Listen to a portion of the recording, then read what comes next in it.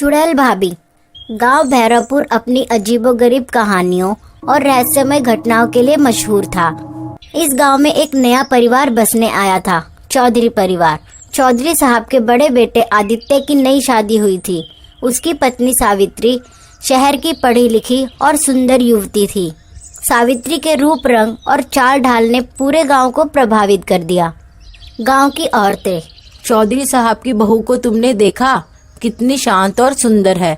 हर कोई उनकी तारीफ करता, लेकिन उनकी आंखों में एक अजीब सी चमक और उनकी मुस्कान में एक रहस्य छिपा हुआ लगता था।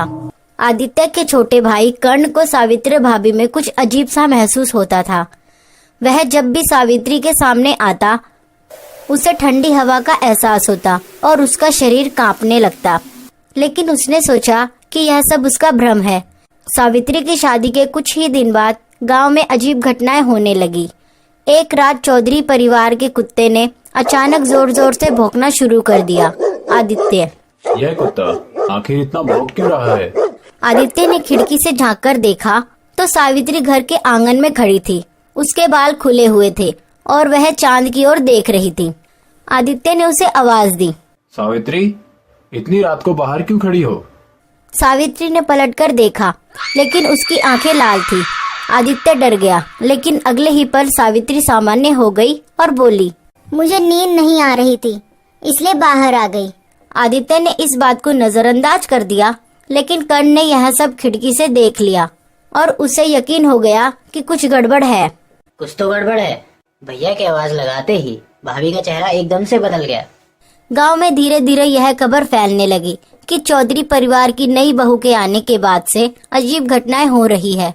लोग बताते हैं कि रात को किसी औरत के रोने की आवाज सुनाई देती है और कभी कभी सफेद साड़ी पहने हुए एक औरत शमशान की ओर जाती भी दिखती है।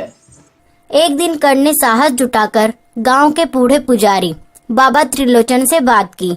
बाबा ने कर्ण से कहा, बेटा, मुझे पहले से ही शक था, यह बहू सामान्य बहू नहीं है, इस पर किसी आत्मा का साया है। कर्ण ने यह बात अपने भाई आदित्य को बताने की कोशिश की, लेकिन आदित्य ने उसे डांट दिया। कर्ण, ये सब बकवास है। सावित्री को बदनाम करने की कोशिश मत करो। कर्ण ने खुद से यह रहस्य सुलझाने का फैसला किया। एक रात जब पूरे घर वाले सो रहे थे, वह सावित्री के कमरे की ओर आगे बढ़ा। उसने दरवाजे के पास कान लगाया तो अंदर से किसी के बोलने की आवाजें आ रही थी। सावित्री अकेले किसी से बात कर रही थी। तुम्हें पता है मैं यहाँ क्यों आई हूँ? इस घर के हर सदस्य को मेरे सामने झुकना होगा। कर्ण डर से कांप उठा। उसने दरवाजा खोलने की कोशिश की, लेकिन दरवाजा अंदर से बंद था। अचानक दरवाजे के पीछे से सावित्री की हंसी की आवाजें सुनाई दी, जो किसी चुड़ैल की हंसी जैसी थी। अगले ही दिन घर के नौकर रामू की अचानक मौत हो गई। रामू को रात में सावित्री के कमरे के पास देखा गया था। वह अगले दिन मृत पाया गया और उसकी आंखें खुली हुई थी, जैसे उसने कुछ बहुत डरावना देखा हो। गांव में यह खबर जंगल की आग की तरह फैल गई। लोग चौधरी परिवार को कोसने लगे और सावित्री को दोष देने लगे। कर्ण ने बाबा त्रिलोचन को घर बुलाया। बाबा ने सावित्री को देखते ही कहा, यह औरत इस घर के लिए खतरनाक है, इस पर कोई बुरी आत्मा हावी है। आदित्य, बाबा, तेरी हिम्मत कैसे हुई मेरी बीवी के लिए ये सब कुछ बोलने की? सावित्री ने यह सुनकर जोर से हंसते हुए कहा, बाबा, तुम्हारी साधारण पूजा पाठ मुझे नहीं रोक सकती। बाबा ने सावित्री की आंखों में देखा और बोले, यह औरत नहीं, एक चुड़ैल है, यह तुम्हारे पूरे परिवार को बर्बाद कर देगी। आदित्य ने यह सब सुनकर बाबा को घर से बाहर निकाल दिया। उसी रात जब आदित्य सो रहा था तो आदित्य की नींद टूट जाती है और वह देखता है कि उसके साथ एक बहुत ही डरावनी चुड़ैल सो रही है। यह देखकर आदित्य डर जाता है और कहता है, भूत। और फिर आदित्य की नींद खुल जाती है। आदित्य को लगता है कि यह तो सिर्फ एक सपना था और वह दोबारा सो जाता है। लेकिन तभी सावित्री का चेहरा दिखाया जाता है, जो कि बिल्कुल वैसा ही था जैसा आदित्य ने सपने में देखा था। कर्ण ने सावित्री का सच जानने के लिए एक योजना बनाई।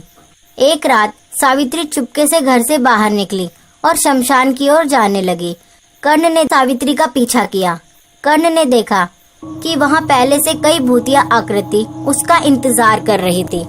सावित्री ने एक पेड़ के नीचे खड़े होकर कहा, अब समय आ गया है, इस परिवार के सभी सदस्यों की आत्माएं हमारी होगी।